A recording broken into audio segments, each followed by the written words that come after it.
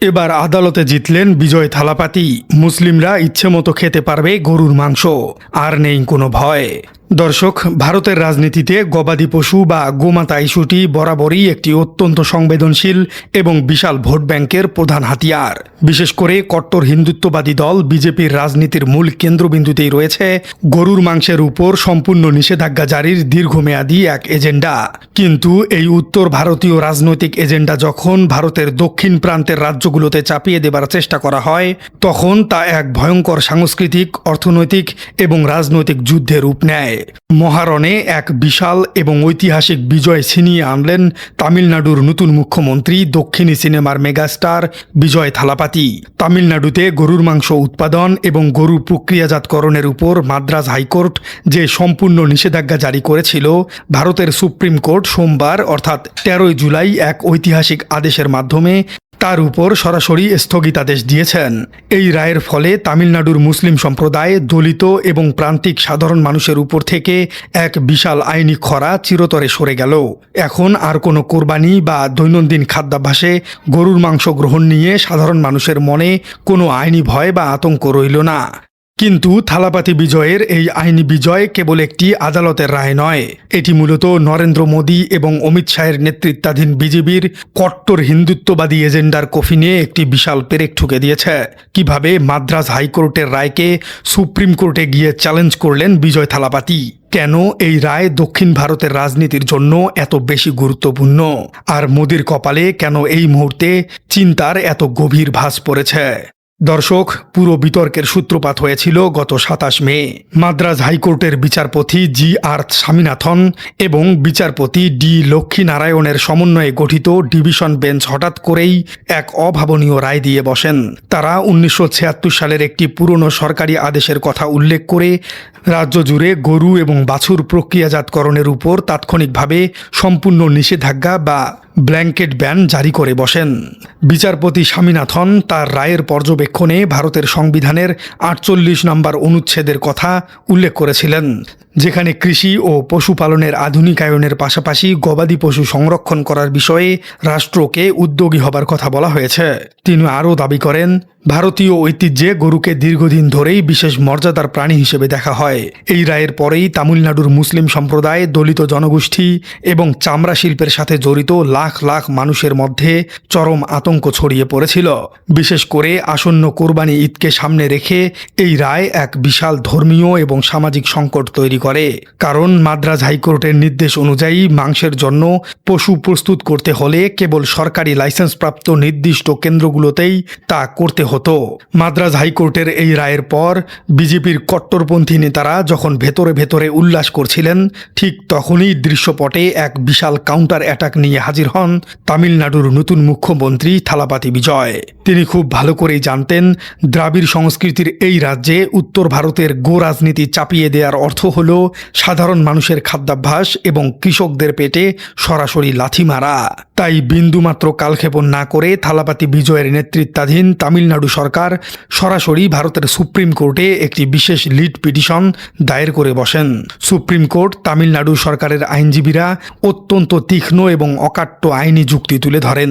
রাজ্য সরকারের পক্ষ থেকে আদালতকে স্পষ্টভাবে জানানো হয় যে তামিলনাড়ুর নিজস্ব পশু সংরক্ষণ আইন এবং প্রচলিত বিধিমালা অনুযায়ী নির্দিষ্ট শর্ত এবং নির্দিষ্ট স্থানে নির্দিষ্ট শ্রেণীর গবাদি পশুর মাংসের জন্য প্রস্তুত করার সম্পূর্ণ আইনি অনুমতি রয়েছে। যখন একটি রাজ্যে আইনসভা কর্তৃক প্রণীত সুনির্দিষ্ট আইন আগে থেকেই বিদ্যমান, তখন সেই বিদ্যমান আইনের সাথে সরাসরি সাংঘর্ষিক কোনো বিচারিক নির্দেশ বা হাইকোর্টের রায় বহাল রাখা আইনগতভাবে সম্পূর্ণ ভিত্তিহীন এবং অসমর্থনযোগ্য। সোমবার অর্থাৎ 13 জুলাই তামিলনাড়ু সরকারের সেই আপিলের শুনানি শেষে সুপ্রিম কোর্ট এক ঐতিহাসিক আদেশ প্রদান করেন।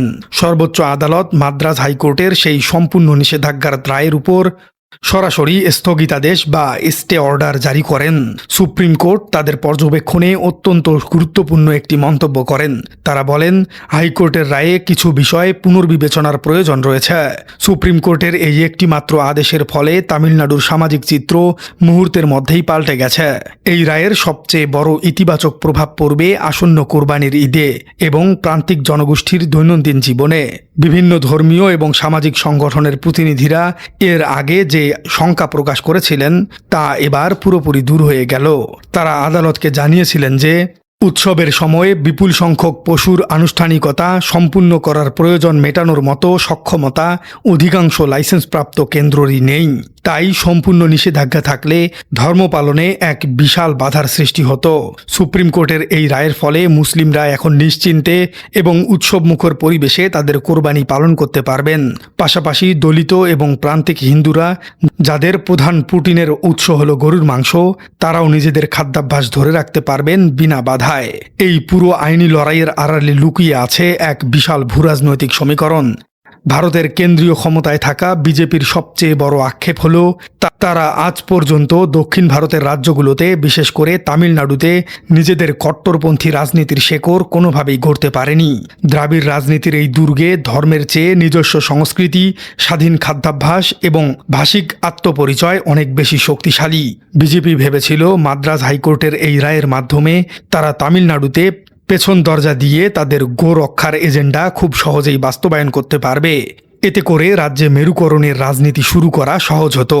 কিন্তু থালাপাতি বিজয় মুখ্যমন্ত্রী হিসেবে দায়িত্ব নেবার পরেই অত্যন্ত আগ্রাসী এবং পরিণত রাজনৈতিক প্রজ্ঞার পরিচয় দিয়েছেন। তিনি সরাসরি সুপ্রিম কোর্টে যাবার মাধ্যমে মোদি অমিত শাহের সেই সুদূরপ্রসারী পরিকল্পনার শেকড় উপড়ে ফেলেছেন। থালাপাতি বিজয় প্রমাণ করে দিয়েছেন যে তিনি কেবল সিনেমার পর্দায় নয়, বরং বাস্তব রাজনীতির মাঠেও একজন সত্যিকারের থালাপাতি বা সেনাপতি। তিনি দক্ষিণ ভারতের মানুষের খাদ্যাভ্যাস, দ্রাবিড়ীয় অধিকার এবং রাজ্যের অর্থনৈতিক স্বাধীনতার প্রশ্নে বিন্দুমাত্র আপোষ করতে রাজি নন। মাংস উৎপাদনের উপর সম্পূর্ণ নিষেধাজ্ঞা জারি করা হলে তা তামিলনাড়ুর গ্রামীণ অর্থনীতিতে কি পরিমাণ ভয়াবহ প্রভাব ফেলত তা সাধারণ মানুষের কল্পনারও বাইরে ছিল। একটি গরু শুধু দুধই দেয় না। একটি বয়স্ক গরু যখন দুধ দিতে পারে না বা মাঠে লাঙল টানতে পারে না, তখন কৃষক সেই গরুটিকে বিক্রি করে কিছু নগদ অর্থ পান।